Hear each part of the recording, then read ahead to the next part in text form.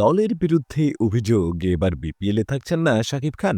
গেল বছর বিপিএল এর আসরে দেশের প্রথম নায়ক হিসেবে দল কিনেন ঢাকাই সিনেমার সুপারস্টার শাকিব খান। এই নায়কের কসমেটিক্স ও হোম কেয়ার কোম্পানি রিমার খানল্যানের হয়ে কেনা এই টিমের নাম ছিল ঢাকা ক্যাপিটালস।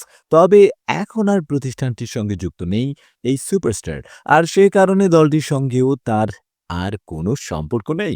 এদিকে আরও একটি বিস্ফোরক ঘটনা ঘটেছে বিপিএল স্পট ফিক্সিং কেলেঙ্কারি। বিসিবির দুর্নীতি দমন প্রতিবেদনে নাকি এমন তথ্যই উঠে এসেছে, যেখানে নাম আছে সাকিবের সাবেক প্রতিষ্ঠান ঢাকা ক্যাপিটালসের। সাকিব খানের নিজস্ব প্রতিষ্ঠান এসকে ফিল্মস জানায়, এই অভিনেতা দীর্ঘদিন ধরেই রিমার খানল্যান্ড থেকে সরে এসেছেন, তাই ঢাকা ক্যাপিটাল সহ রিমার খানল্যান্ডের কোনো কার্যক্রমের সঙ্গে তিনি আর যুক্ত নেই। সুতরাং দলটি সম্পর্কে তার কাছে কোনো তথ্য নেই। জানা গেছে বিপিএল এ ৩টি দলের বিরুদ্ধে ওঠা অভিযোগের বিষয়ে শিগগিরই সিদ্ধান্ত জানাবে বিসিবি। ফিক্সিং প্রমাণ হলে বড় ধরনের শাস্তি পেতে হবে সংশ্লিষ্টদের।